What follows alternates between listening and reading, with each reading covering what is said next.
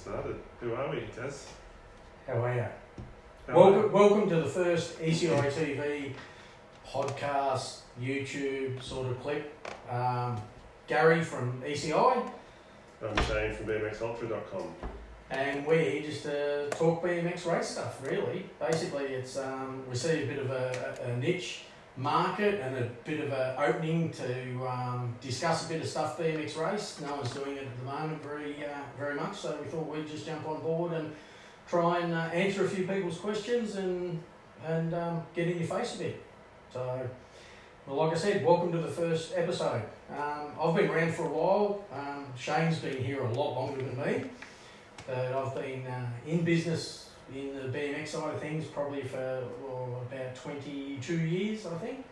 Running Total BMX initially and then ECI Imports and still running ECI Imports. So we raced, we were part of the family race, we were part of the Lilydale BMX Club for many years, president, secretaries, treasurers, everything like that. So we've sort of been heavily involved in BMX for many, many years. Shane? As Gary said, I've been in it a little bit longer. I started racing in 1982 and over the years done various things, raced at pro level, raced at various world championships, been a club president, regional president, been on the board of BMX Victoria and worked in various areas in the bicycle industry as well, on and off over the years. So hopefully we can bring some insights to some new products coming out and events coming up and maybe even get a few people in for a chat.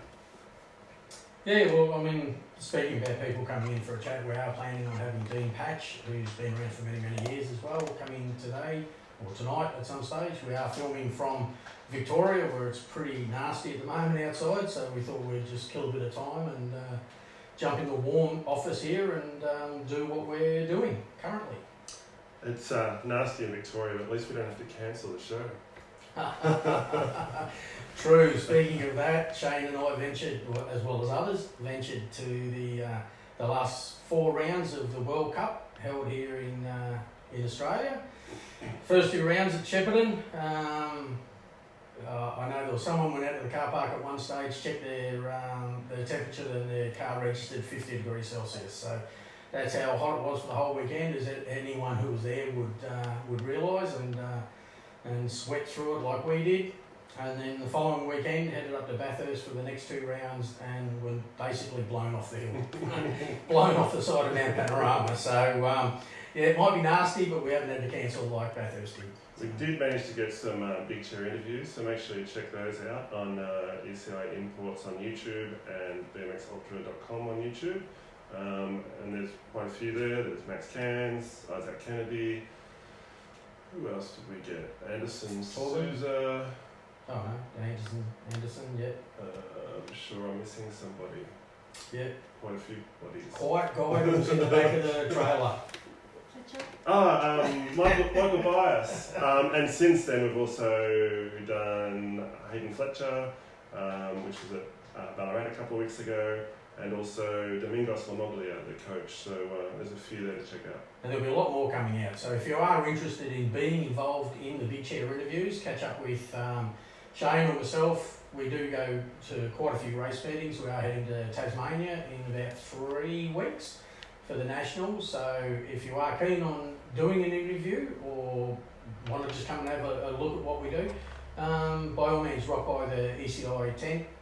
You'll see all the chase tents and banners and everything, and all the supercross bikes laying around, and we'll be in the mix of that somewhere. So like we said, this is just something that we thought we'd kick off. We do want a fair bit of viewer input. So if you are interested in requesting something for us to cover, or just to send in some pictures of a bike or anything like that, we're more than happy. We are going to be running a small viewers bikes competition, and we'll have prizes. I can't say whether it's going to be monthly, bi-monthly or whatever, because we don't know how often we're going to do this. As it takes us, and when we've got news and interviews, we'll stream them. So we haven't got an email address at this stage for viewers to email into. They can email us at ECITV@bmxultra.com. That'll work. That'll work for now. Easy. If not, there'll be some links at the back of the at the end of this. So yeah. Look, we are covering BMX race only because it's a big enough sport these days that it warrants something like this. I was talking to Owen from Blackman's only recently, and they had a Castle Hill round, just a standard open, a one-day open, and it attracted over 700 riders. I believe somewhere in the vicinity of 730 riders. So that's incredible for just a one-day non-national or non-state series round to attract that sort of amount of competitors is phenomenal. So the sport is very, very healthy at the moment. You can see that at Bathurst when they cancelled the Supercross race, they still had the state series and there was 700 riders there as well. And that's right. Yeah. It was pretty impressive. It was a lot of racing going on. So a lot of you would have heard about Kai by now. It's pretty hard to miss. He's still not out of the woods yet, still unconscious, and they're waiting for him to recover to assess the situation. And a lot of the clubs around Australia, a lot of people have got together and started to raise money for him, for his recovery. So there's a Road to Recovery, what do they call it? Website? Well, yeah, the Road to Recovery website, which has a special campaign, I guess, set up specifically for Kai, and the target there is $100,000 US. That was kicked off this week, and the air auctioneer auctions finish tomorrow, and so far they've raised around $40,000. So quite a lot of money there already, and then you've got all of the other clubs raising money, which I think the Sakaki Borough has actually requested for those clubs to just redirect that money to Road to Recovery. So already well and truly underway, already raising quite a lot of money and getting quite a lot of support. So make sure you jump on that and help Kai out. It's always good the way the BMX community get together and help out an injured rider. It's happened quite a few times in the past with Sam and who else? I'm just trying to think now. Renee Junga, quite a few others. I know there are. What's a hashtag for running for that? Not too sure. Kai Fight 77. That's it. Yeah, there's a lot of clubs that are getting behind it and doing a lot of fundraising, as well as there's a lot of stickers at most race meetings that you go to now that you can purchase. So not just the fact of the money raised by the stickers, but the fact that the stickers are going to be on so many vehicles. It just shows that the BMX community is getting right behind it, and hopefully the Sakakabara family see these stickers getting around a lot of cars and everything, and feel the support, feel the love that everyone's showing. So it's not just the money; it's the whole thought behind it. So please buy the stickers and support such a great cause. One of the segments we're going to be running is viewers' bikes. Show us your bike. So we've got a few that we've sort of arranged for this first episode, and what we'd like people to do in the future is send us in a photo of your bike, a little bit of a spiel on it, but just who you are, where you're from, a little bit about your bike, nothing in great detail. We'll sort of show it off a little bit. It's a way to get your bike shown off. We might critique it a little bit, but we not poorly, believe me. So how do they send the photos in, Gary? I got no idea. Nah, you're the IT giver. To a website somewhere about TV and BMX Ultra.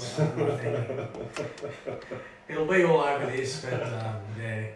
So look, we've got, like I said, it is a little bit brand specific because we've asked some of our riders to shoot in some photos. So please, no matter what brand it is, we're more than happy to show it. We're not biased in any way, but yes, these initial ones are brands that we both support here in Australia. So in the future, it'll be any bike, any BMX bike, and we're more than happy to show it off for you. So Shane. Looks like we're starting here with Jade Brown on his NVRS7 Supercross. It's a nice looking red there, isn't it, Gary? Yeah, it's okay. It's a supercross. No, it is good. It's a well put together bike. Love the rims, love the gold rims with the purple hubs and red bike. You wouldn't believe that would work. One of the things that hits you straight out in the face as soon as you look at it is the size of the front chainring. That dinner plate. Oh, that's incredible. I don't know what it is, but it's got to be like a 50, I would say. I don't know, you sold it to me. Yeah, I did. Yeah, so, yeah, still with chrome ollie forks. Beautiful lightweight rims, great wheels, profile AC2 hubs. A really nice looking rig. So James, a 12-year-old, this is a big rig for a 12-year-old. You normally see 1 3/8 wheels and maybe an expert XXL frame. This looks like a pro, maybe. Yeah, possibly. So I know it's a bit of a different setup. You wouldn't normally see this under a 12-year-old, but it's a pretty impressive bike. I think I could throw some bigger handlebars on it and take it for a ride myself. Don't know about that. Okay, moving right along. Oh, look, another supercross. it's like the chase tank. Isn't that a nice looking pink? What does that say there, Gary? Oops. So this is Gemma Lee Thomas's bike. People might know her racing around in the Blackman's jersey. She only got this a couple of weeks ago. Again, I think she has a profile stem on there, some nice supercross bars. Which to me look awfully angled forward. Yeah, she's old school. Nice looking rig though.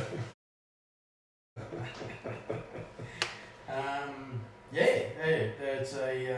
I know she's got new cranks at the moment, which is about to fit, so we may show it again with the new cranks. But yeah, nice looking bike, lovely colour. I must admit that really does pop. What's next? Next, we have one of my riders, not my son, but Harvey Brooks. He's got a Chase RSP4 here in a sand and red colour, which isn't very common. They, not a lot of these came into the country, so they're fairly unique. It's a great rig, set up with disc brake, carbon rims, fully kitted out, super lightweight. All answer forks, stay strong carbon rims. I've worked on this bike a little bit. I know Paul Knox has, who's also going to be doing a bit of work for us in the tech side of things. It's a very, very competitive. You usually see it way out in the front of a class or two above his age class. So this has got the profile titanium cranks on it as well, hasn't it? That's correct. So the J that we showed off earlier had the same cranks. It's unusual seeing so many profiles on younger kids' bikes. They are super light. They're a very thin walled crank arm with a titanium spindle and titanium chainring locator bolt. So they're super light and super strong, super stiff. Also, one thing I'd like to say, the presentation of this bike in front of a timber wall with a bit of grass and everything, even though the other two bikes were awesome looking bikes, I just love the aesthetics of this, the fact that it's been presented in a different sort of look, being an outdoor sport and everything, having this bike's photo taken outside like this, actually looks quite good. I'd say it was almost perfect, but they need to flip the bike around so we can have a look at that chainring and a bit of a closer look at the disc brake. Yeah, I must admit, it probably is around the wrong way. That's good. Moving right along, his younger brother. This one's around the right way. This one's around the right way. The Lancer Aluminite cranks. Another Chase with answer forks. And yeah, nice little lightweight. This is Ryder Brooks. Again, not a relation. But yeah, beautiful little lightweight bike that's again been presented extremely well. So what size is that? That's a, put me on the spot, why don't you? That's a mini. Mini. I think. Yeah, it is a mini. Yeah. So, because I know his older brother's on a junior. It almost looks like a cruiser. It does, doesn't it? Yeah, the way it's set up. So, but yeah, super lightweight bars. I know weight with the Brooks family is paramount, so they spend a lot of time and effort getting their bikes dialed, and like I said, they've got one of the best mechanics going around looking after them, so extremely well presented. Okay, big boy's bike. A pretty impressive bike. It's quite the bling and bike with the elite cranks on there and AC2 hubs as well. Yep, AC2 hubs, profile elite cranks, which he's only had on for a couple of weeks. Only just gone on to those with a titanium spindle, so super stiff, and it belongs to Ryan Whitling, who's only fairly new in the sport. His kids are riding as well, and we will actually be doing an interview with Ryan just to see what brought him into the sport. He's been a customer of mine years ago in the freestyle side of things, and he's only just got involved in BMX, and I'll let him tell the story, but yeah, he's loving the sport, absolutely loving it. But the bike's extremely well presented. Again, alienation rims, AC2 hubs, profile elite cranks. It's really kitted out, and his kids' bikes are just as good. It's funny, it's very camo and can't see me kind of bike, but yeah, you get to see him out the front on the racetrack quite a bit lately. Yeah, it's a bit unusual because Ryan's the sort of person, and when we do hold the interview with Ryan, you'll understand what I mean by this. His bike might be camo and blend in a bit, but Ryan definitely doesn't. So another thing I like to mention about this is the presentation of the bike in a field up against a rotten log or whatever you want to call it, a fallen log, and yeah, it just looks tricky. It's I'd almost say that out of the few photos we've taken, that's probably the one I'm partial to. I just like the presentation of it. The cranks and everything are right. The bike looks well. It's been presented well, and it's in a great location. So it's probably got my tick of approval. I don't know about the chrome cranks. I normally would have gone for black, but they really do pop. So I like the way you've chosen the chrome and the silver just to top off the black and the green. I think Ryan's a little bit of a sort of a hot rod type guy. He's a real car enthusiast as well. So I think it's maybe it's reminiscent of a chrome bumper bar or something. Like that. Yeah. So it's so anyway, that's just a bit of a quick look at a few customers' bikes. So please send in your photos to ECITV at bmxultra.com.au. Just .com. Yep. And yeah, our next chance we get to go to air, we'll go through a few more of the bikes so you can see what people are riding and how well they present. So I think what we're going to do now is we're probably going to go over to an interview with Dean Patch. Now, Dean Patch was a guy who used to race many years ago, went out of the sport for about 20 years, came back, and is currently number one. 3 times in a row? 4. Yeah, he's gone back to back, and currently number 1 Australia in 45 to 49 men. Yeah, so we'll go to a quick interview, well not a quick interview, we'll go to an interview with Dean Patch. So enjoy this, and then we'll come back and probably that'll be it for this episode. So cheers. You? I'm ready. Ready when you are. Born ready. Yeah. All right, thanks Dean Patch for coming in and joining us for a bit of a chat about BMX in the past and what it's like today. So to get started, just give us a bit of a background as to how you started racing and we'll work from there. Yeah, no worries. Jeez. I think I started in 1978, it would have been, at a local track at Lilydale. Complete bitumen track at the time, just a starting hill.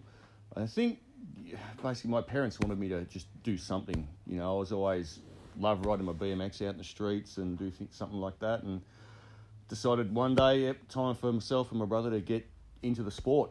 And I remember my first race, missed my first moto, didn't know what to do. There was no starting gates back then, it was just a hill, ready, set, go.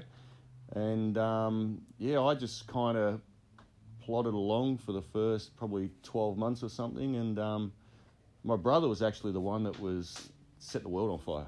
Oh, right. And he was winning medals, and he said there's no trophies back then, there were only ribbons and medals, and I think for me it really clicked when one day my mum come to me and said, look, we're happy you're having fun, but we want you to at least put in an effort and try. So put in the effort, won my first final, and the rest was history. A common question I get asked is, what was BMX like back in the day? Because you always hear these people saying, oh, back in the day, blah, blah, blah. For me, I found the sport was a lot bigger. You go to a club race and it's more like an open race these days as far as numbers here in Victoria. Is that how you remember it? Yeah, it's, sort of going through the early 80s to the late 80s to the early 90s, you could see the progression there. And you're right, for me, there wasn't, open meetings were proper open meetings then, they were every weekend. You'd race, 40 weekends of the year, essentially. It was probably, probably more. And there was always good prize money. It doesn't seem like the prize money is really there as much anymore. And I speak to a few of the elite guys now, and you tell them what the prize money was, and they're blown away. So, I think it's certainly changed. It's a lot more serious now than it was before. I do see that side of it. We were young adolescent teenagers back then, and hyperactive, and a lot of them still are. But it's to me it's the same, but it's different, if that makes sense. So I enjoy it now. I enjoyed it then as a teenager and growing up, but I enjoy it now as more of a professional type sport. It just looks at much more professional.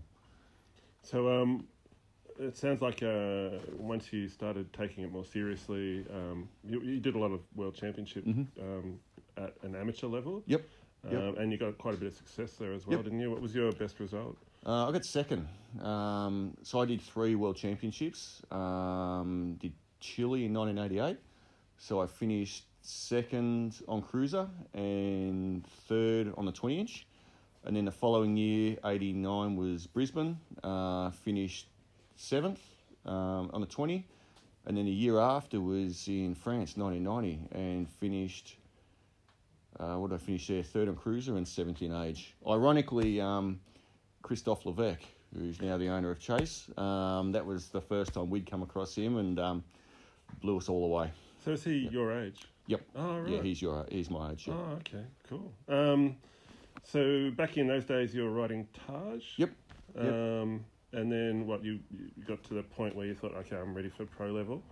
Yeah, well, actually, I raced for Taj for a long time, and probably 91. I went to the US for a while and stayed with a lady called Michelle Sheehan, who was then the owner of S&S Bikes, and through that had a close relationship with I think it was Gork back then. And while I was over there, import company here, which I think from memory was Holstar, got the Mongoose dealership, distributorship, and someone was talking somewhere along the line, and I get a phone call. I'm over there and said, "Hey, do you want to ride for Mongoose?" And I'm like, "Yep, cool." And at that time, I wanted to try and stay in the US as long as I could. Wasn't going to make any money over there as an amateur, so I'm like, I got talked into it by a bunch of the 16X guys there, and I turned pro at the second Open, and I think I won 4 or 5 Open meets, A pros over there, and just before I come home, I was only like, a handful of points off turning what was double A back then. Yeah, but decided to come back and do the Summer Series here, so, and then kind of just continued on from there. What was the Summer Series here? Was that the Be Your Best series? They had the Be Your Best series, but it was basically from, what was it, probably September through to March. It was racing every weekend. Yeah, but the Be Your Best series was pretty much the one. I remember that pulled Howie Way to Victoria for a while too. Oh yeah, for a long time. Yeah, damn him. He won everything. So I don't remember you being with Mongoose for very long though. Were you on Crisp shortly after that? Yeah, I went from I was probably only on Mongoose for 4 or 5 months. Unfortunately, a lot of promises and things were made that couldn't be delivered for whatever reason. And decided to part ways with them, and was offered a ride with Crisp. Had asked me for a long time, and it was look, I'm committed to Mongoose and all that, and so I decided the timing was right. So yeah, jumped on board the Crisp, and I was with them for quite a few years. Yeah. And was it the Nationals at Mount Gambier pulled second behind Howie on a Crisp? No, I finished third. Third, Yep, okay. finished third. Yep. So who spoiled the second place there? I think it was Mount Gambier. I finished sixth. Oh, right. Cairns the year before I finished third. Okay. Rawson got second. Oh, right. Yeah. Right. Yep. So you rode for GT, was it after the Crisp? Yep. Yep. Yep. Oh, actually, no. After Crisp, I was on S&M for a little while. Oh, that's so right. yeah, Julian decided to put a team together, and yeah, it's just a bunch of us that loved to ride at the time. Myself, Brian Kelly. I don't know if you remember Jason Tuff. I think it was Daniel Tuff. Daniel Tuff. Yep. And yeah, just a bunch of us that liked to ride, and it was a bit of fun there. But you know, back then the Holmes was a heavy bike. It was a dirt jump bike. It wasn't really a race bike. So, you know, I said to Julian, it was funny because at the time there was kind of that friendly rivalry between, you know, S&M were always getting into GT and this and that and blah blah blah. And yeah, I ended up going to ride for GT until I retired. Yeah. But at the time, the S&M thing was a good fit for you because you were more likely to be at the bowl than you were at the gym. At the time, yeah. So to jump to GT after S&M. Yeah, that's right.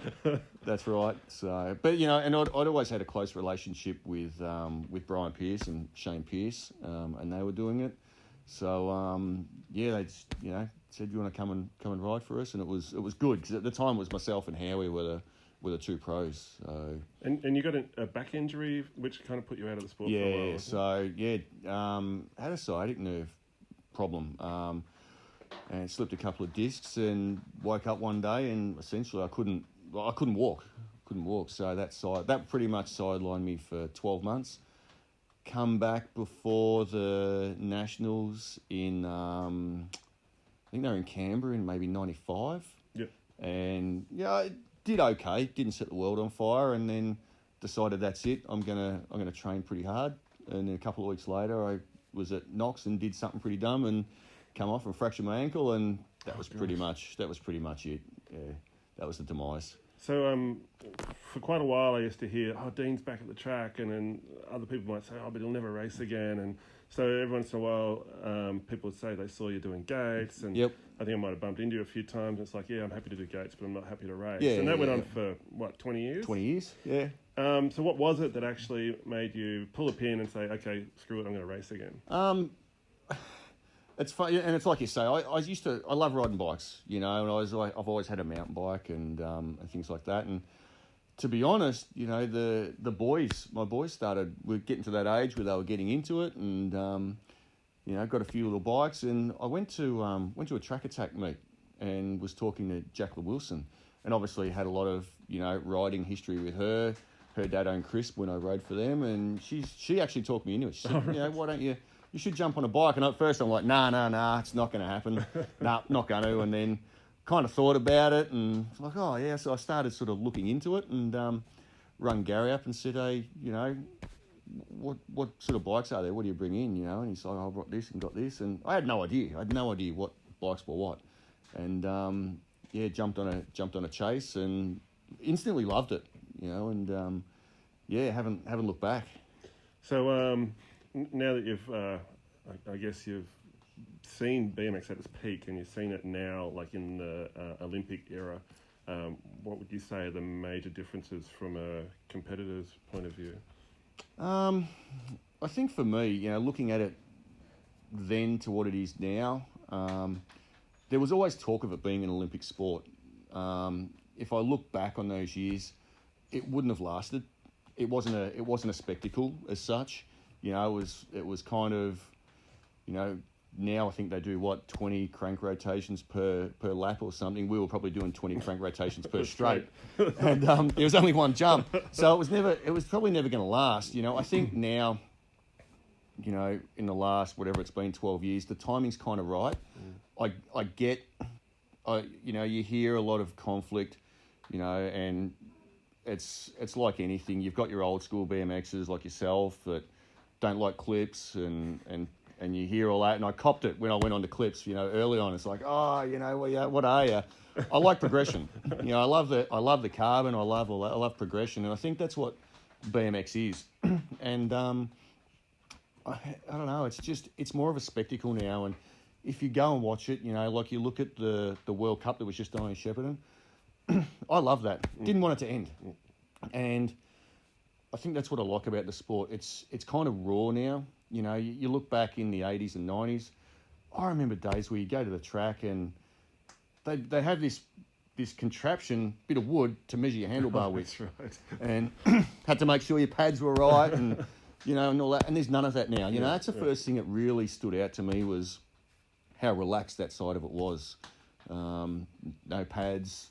It doesn't matter what length your bars are, whether they're wide and whatever, and you didn't really have that mentality where people were trying to dictate how you or what you did. There's still some elements of it, but it's a lot less than what it was. And of course, for me, I wish we had these tracks when I was 19 or 20, because all I wanted to do was jump, and now they've got it. They don't realise how spoilt they are.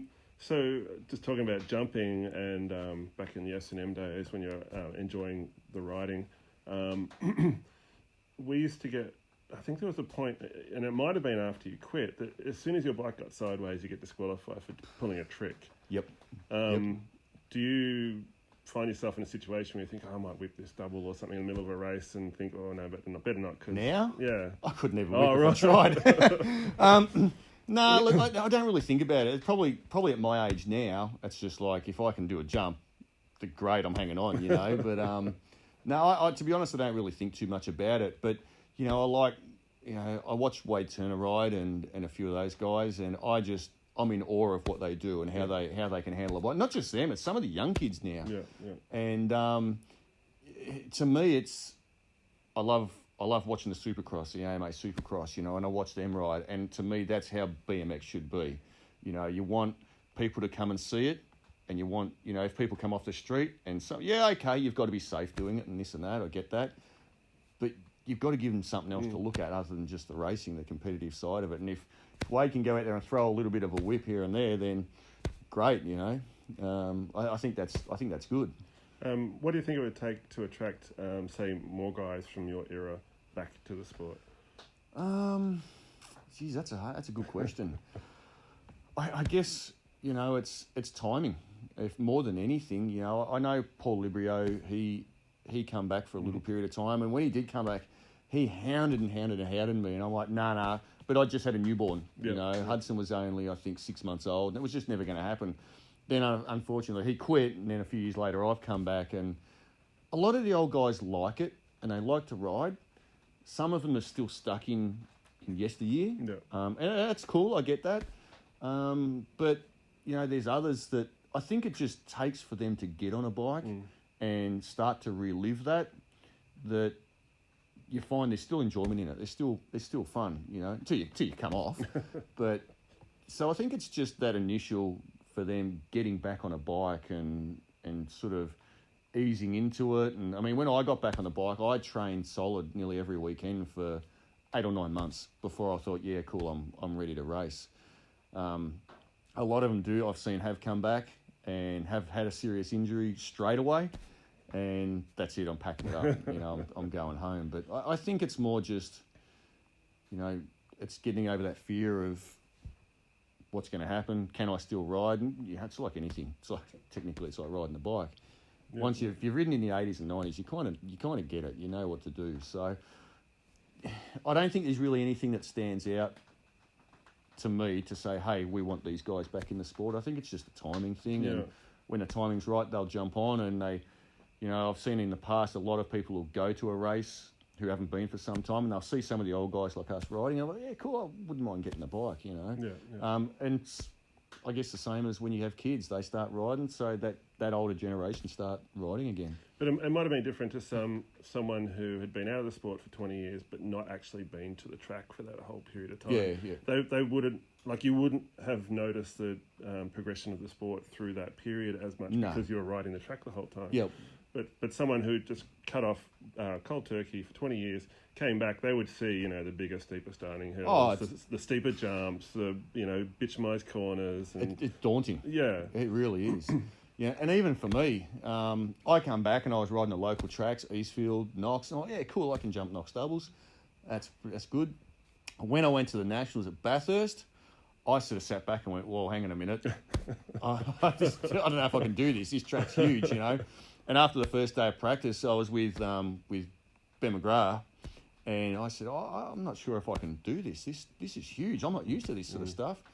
And it was just the next day, take a few deep breaths, and it's like, "Yep, cool, settle down." And by the end of the weekend, I loved the track. I'm like, I want to ride this more and more. So, yeah, kind of get, and even now, if you have that 20-year break with nothing and you haven't seen a track, it's a massive, massive difference, like huge difference. A bugbear that I've got with BMX today is there's so much coaching going on, and no offence because you're a coach, but back in the day we rock up to a track at any time and we could ride it, and now you turn up to a track, track's closed for 2 hours, and by the time it's reopened it's dark, or the lights are going to get switched off, so it's harder for somebody to get back into the sport now.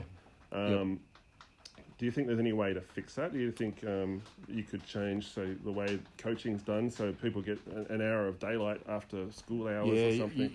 I 100% agree with you there. I'm a coach, and for a period a couple of years ago I was doing group coaching on a Wednesday night, and wasn't so bad then, but as we've progressed, and I get that kids need coaching and kids want coaching.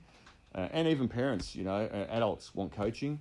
It's something we've got to really look at, because you're right. And there's times where I've wanted to go and ride at a track, and now essentially I've got to check Facebook and look. That track's closed. That track's closed. Oh, hang on, that one's open. Or even if I want to do some one-on-one coaching with a couple of kids, it's really difficult. And I think that's something the clubs have now got to look at.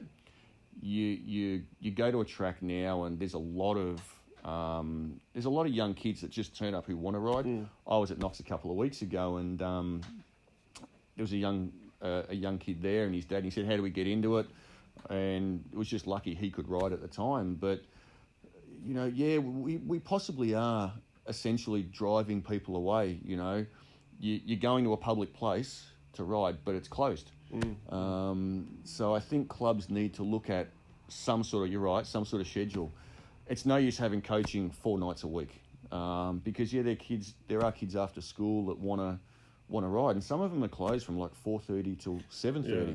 So I think clubs need to look at that side of things and go, we need to cater for just little Johnny that comes off the street and his mates and so forth. Advertising's another big one. You go to a lot of tracks and there's signs around with sponsors and that. It's really hard to find the track phone numbers, even BMX Victoria website and things like that. So I think certainly clubs have to look at, okay, let's schedule allotted times. That's fine, but you still need those sections at night or Saturdays or Sundays open so people can ride it. I think there's one thing that they're doing right. I've noticed at open meetings now, normally when you walk into the gate of a track, if you walk straight ahead towards the track, there'll be an area where you can't set up tents. So the public knows that they can just go straight to the track, and they'll get trackside and actually see the racing. So, there's some good and some bad, and it'd just be nice to see allowances for these new people coming in. That's one thing I think Knox do really well, especially with their Thunderdome meeting. That's a hyped up meeting. Everyone looks forward to it. But you're right, as soon as you come in the gate, there's that spectator area. I think every track needs to have that, because for people who want to come off the street and watch, you see all these tents around and things, which is cool. It's cool to see all those. Back in the day, we had 4 poles and a bit of tarp. But now you've got all the sponsors on the tents and they're all sign written. But for someone coming off the street, they don't know where to go. They don't know what to do. And there's no liaison there if they go, hey, this is cool. Can we speak to someone about getting into it? You go to Little Athletics and stuff like that, and there's people in vests who were wandering around just in case that happens. So, I think more clubs need to get out and... sorry, Birds, you got something to say? Hey, you can tell you're in Australia. Yeah, that's right. But... I think certainly more clubs need to look at it. Have some signage up, general public spectating area, and maybe have some flyers there. So, look, you might only get 2 or 3 or 4. You don't know. It depends on where the track's located, how well it's been advertised. But again, you're right. They need something. So you've been back in the sport now for what, about 5 years? 4? Yeah, 5 years. I think. Yeah, 2015.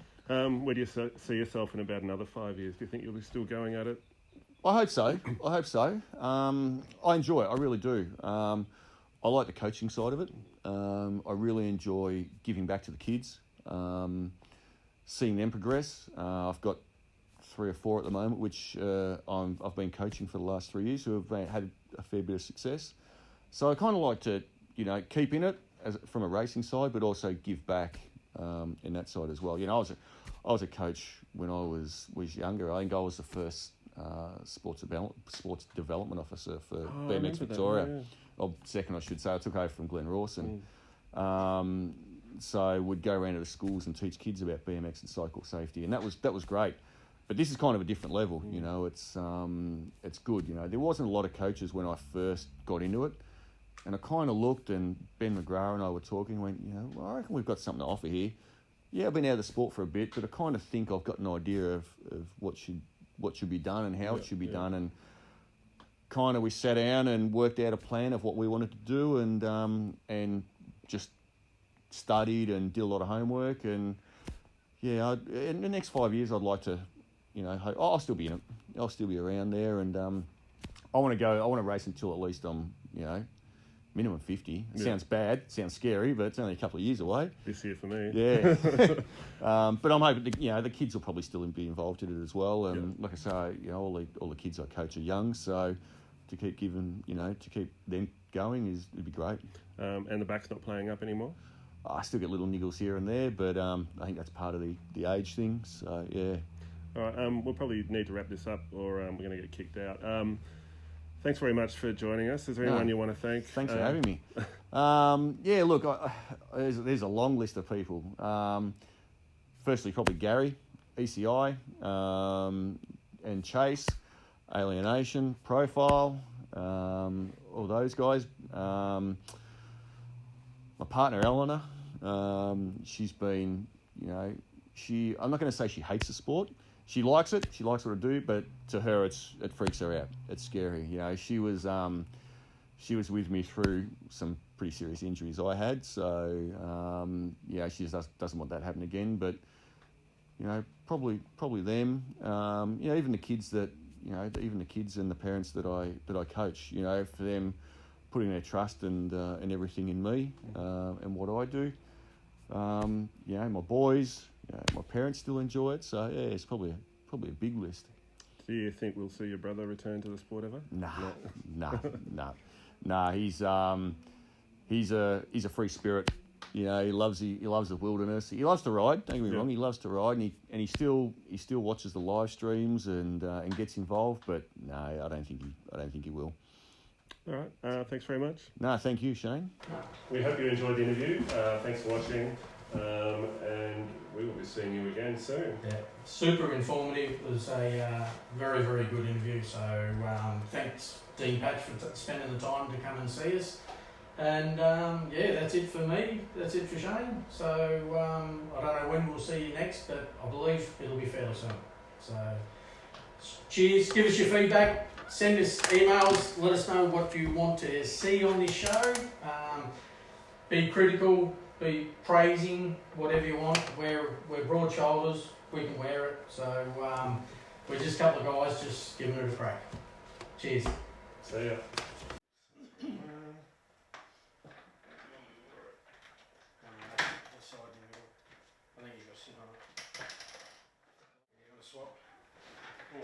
You're taller than me. And that's stopping always.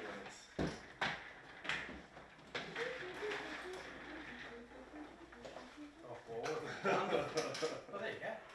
It does go down. Now I'm too I feel like I'll do that now. Let's get the right height. We look about the same now, at least. Such a word. Is that recording? It certainly is. Was it recording before? I Oh, you gotta watch the tripod. Okay, you ready? Good help these days. I suppose that worked on me, did it? Yeah. Okay.